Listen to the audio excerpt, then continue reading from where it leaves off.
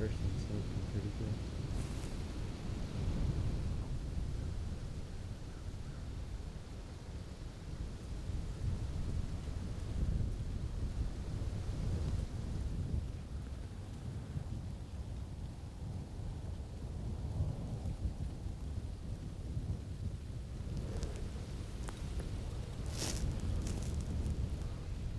Oh, here's a buck, a pretty good one too. Okay. Right in the bottom. I think he's the one from last night.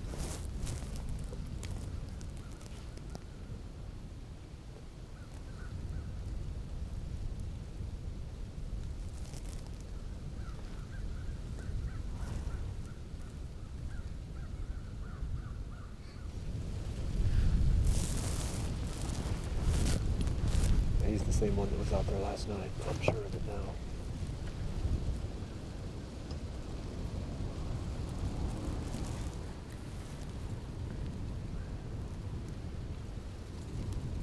Pretty good looking deer. Is that doe down there too?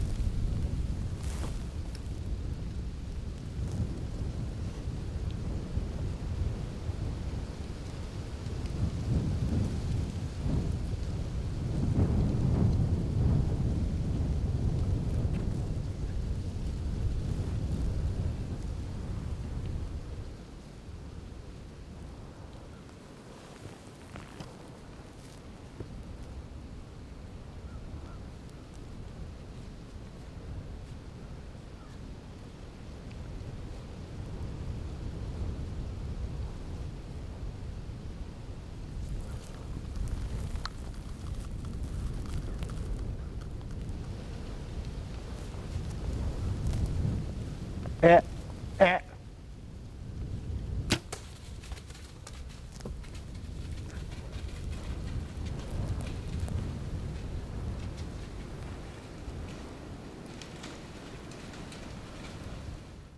Yeah, you just turn on that lane and then follow it for about 200 yards and you'll come to the stand. We're just right on the edge of the lane, right on the left side, so you can't miss us. I hit a tree. It's all over through there, isn't it? Yeah, it's all over. Not necessarily.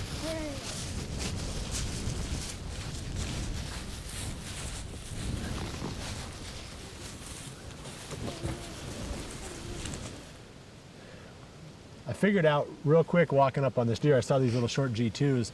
This is that buck that we've called Jamie. That we have not seen this deer in daylight since October 31st, 2008. Hoyt's Bowhunting Whitetails is brought to you by Redneck Blinds, Code of Silence Apparel, Hunt Stand Pro Whitetail App, Whitetail Institute, Research Equals Results, B3 Releases, XO Broadheads, Exact Sights, Muddy Outdoors Tree Stands, Stealth Cam Trail Cameras, and Hoyt. Welcome to Hoyt's Bowhunting Whitetails. 3 lessons, quick lessons jump out at me from this hunt. The first one is the value and the importance of the grunt call. And we've already covered that in an earlier episode in this series. Second one is how sometimes these older bucks, and this deer was definitely an older buck, how they can sometimes be easier to kill than when they're younger. And that's a subject that I'm going to save for a future episode. So the one I want to talk about today is the second half of the rut. So this was, I believe, the 22nd of November. And this is a buck that wasn't very visible in his life. I mean, he was on the farm for many, many years. I had trail camera pictures of him almost always at night. We started seeing him a little bit during 2010, but he was never as active as he was that morning when I shot him.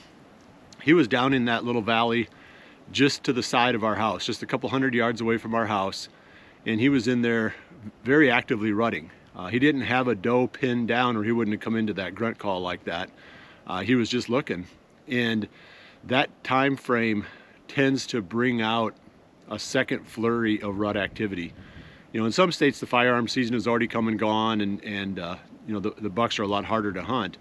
But in areas where the deer are still moving fairly naturally, that second half of the rut, from roughly the 20th of November until the end of November, somewhere around the 28th of November, in that time frame, that can bring a second bump up in rutting activity.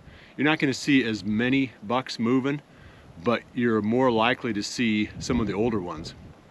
So that was just, like I said, a quick reminder that just because the peak of the rut or the peak of breeding has come and gone, there can still be some pretty good action throughout the rut.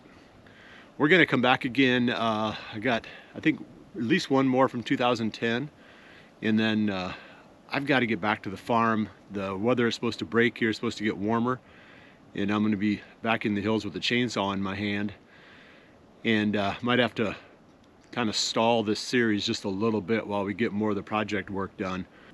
But either way, I'm going to come back and finish out this series at some point.